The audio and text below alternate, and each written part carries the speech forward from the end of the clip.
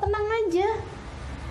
Nyatanya ketika kita jadikan hidup kita buat Allah SWT, Allah kasih kok apapun yang kita mau. Sampai malu rasanya. Masya Allah, luar biasa sekali. Maka teman-teman saudaraku sekalian, saya mengatakan gak usah khawatir nasib anak-anakmu. Bawa mereka deket sama Al-Quran. Masalahnya sama minat. Jangan kemudian kita bilang, nak ayo baca Quran. Kamu kalau gak baca Quran masuk neraka loh. Kamu tahu nggak, nah ada orang yang diadukan sama Allah sama Nabi Muhammad dalam Quran, itu orang-orang yang ninggalin Quran. Kamu mau tuh lebih jahat loh itu dari Abu Jahal. Nabi aja nggak pernah ngaduin Abu Jahal. Kamu diaduin loh sama Nabi Allah dalam Quran. Wa qala Rasul ya Rabbi naqam muttakhadhu hadzal Qur'ana mahjura. Dan Rasulullah Muhammad SAW mengadu kepada Allah, ya Allah aku mengadu kepadamu tentang umatku yang meninggalkan Al-Quran. Wah tuh nak tuh, gimana coba kamu tuh? Serem. Itu anaknya yang ada. Mama kok ngeri amat. Tapi minat teman-teman saya sekalian, minatmu terhadap Al-Quran. Nah gitu ya.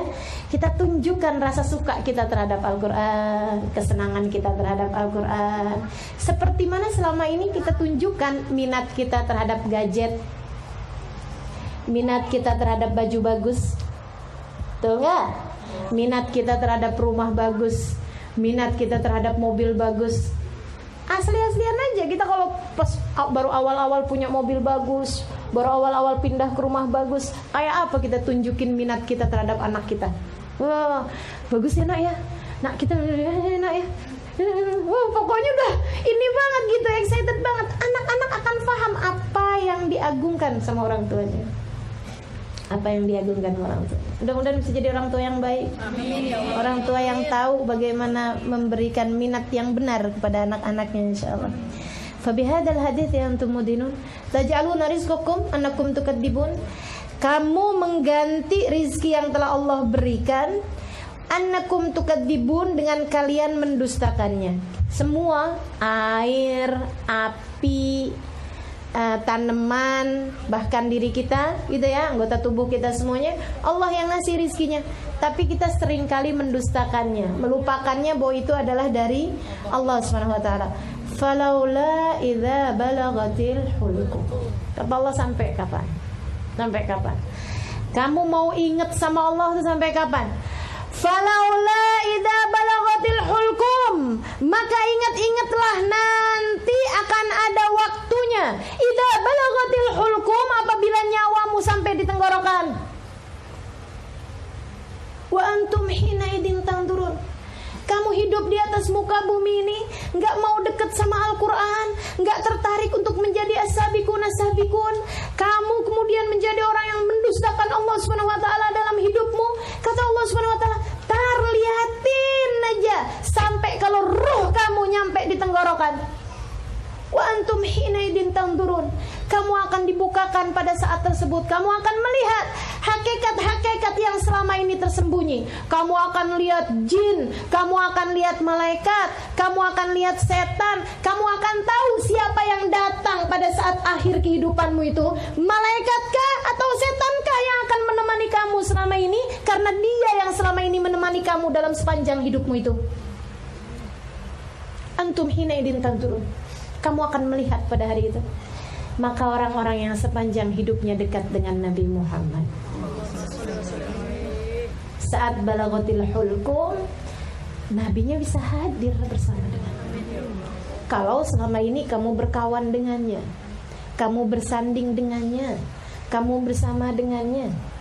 Bahkan ada hamba-hamba Allah yang sepanjang hidupnya dia bersama dengan Allah, yang katanya Allah SWT, ana jalisu man dzakarani, aku akan menjadi kawan duduk bagi siapapun yang sedang mengingat aku. Aku jadi kawan bersandingmu, kata Allah SWT, ketika kamu sedang duduk bersama denganku, ketika kamu sedang menyebut namaku, mengingatku. Di saat seperti itu, bagi orang-orang yang hidupnya bersama dengan Allah SWT, ketika datang sakaratul maut seperti itu, Allah cerita, aku akan bisikan padanya, ya ayyatuhan nafsul mutmainnah, irji'i ila rabbiki radiyatan mardiyah, fadkhuli fi ibadi wadkhuli jannati. Wahai hambaku, untuk kembali padaku yang hakiki. Selama ini kita telah bersama-sama di dunia. Wahai jiwa-jiwa yang tenang, yang selama ini selalu berzikir, yang selama ini selalu mengingat aku, yang selama ini selalu bersanding denganku, irji'i, waktumu kembali sekarang ila rabbik, kepada Tuhanmu. Radiyah, kamu ridho kepada Allah. Mardiyah, kamu diridhoi oleh Allah Subhanahu wa taala. Fadkhuli fi ibadi, ada banyak hamba-hambaku menantimu. Fadkhuli jannati, ada banyak kesenanganku menantimu. Saudaraku sekalian yang saya muliakan, mau berkawan dengan siapa? Mau siapa menemanimu di saat balaghatil hulqum, di saat nyawamu sampai di tenggorokan? Nah, itu harus kamu persiapkan dari sejak sekarang. Harus kamu persiapkan dari sejak sekarang. Sayangnya aja banyak dari kita memilih gadget sebagai teman hidup kita, memilih tontonan televisi sebagai teman hidup kita, memilih film dan musik sebagai kawan hidupnya, memilih teman-teman yang kurang soleh sebagai kawan hidupnya, memilih bola sebagai kawan hidupnya, memilih drama Korea sebagai kawan hidupnya. Ada banyak di antara kita memilih yang salah, maka akan kecewalah mereka. Idza balaghatil hulqum, apabila ruh sampai di tenggorokan. Falaula idza balaghatil hulqum wa antum hina idin tanzurun wa nahnu aqrabu ilaihi minkum walakin la tubsirun. Kami lebih dekat denganmu, akan tetapi kamu tidak melihatnya.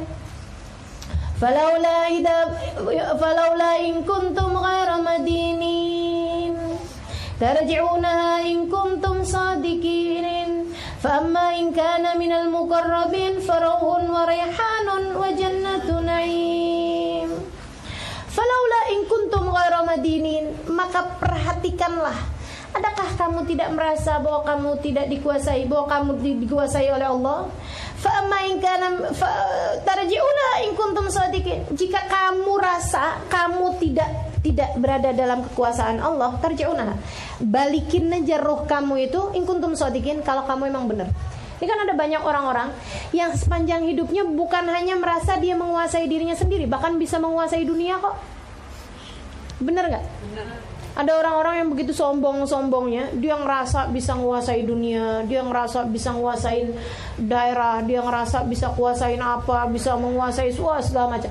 Dengan pengetahuannya dia bisa begini, dia bisa begitu, apa segala macam. Kata Allah Subhanahu wa taala, tuh nanti idza balaghatir ruhul hulqum, kalau ruh kamu sampai di tenggorokan, kalau kamu ngerasa kamu madinin, kamu adalah orang yang modern, kamu adalah orang yang bisa menguasai sesuatu gitu ya, tarji'una, kata Allah Subhanahu wa taala, coba balikin ruh kamu itu. Enggak jadi, kan saya menguasai hidup saya sendiri. Ruh saya tunggu dulu, jangan keluar dulu, balikin lagi, hidup lagi saya. Kata Allah, coba kamu bikin begitu, bisa kamu? Air Allah yang menguasai, api Allah yang menguasai, tubuhmu, dirimu Allah Subhanahu wa taala yang menciptakan. Kemudian Allah Subhanahu wa taala terakhir nih, urusan nyawa, ruh kamu, Allah Subhanahu wa taala yang menguasai semuanya. Kamu di saat kematian gak bisa bikin apa-apa. Kalau udah ruh sampai di hulqum, ruh sampai di tenggorokan, gak ada lagi yang bisa kamu lakukan. Makanya jangan nunggu sampai waktu itu. Itu dari sejak di dunia ini kita deketin Allah. Jadiin Al-Quran sebagai petunjuk kehidupan kita. Jadikan sang pembawa Al-Quran sebagai imam bagi kehidupan kita. Sallallahu alaihi wa ala alihi wasallam.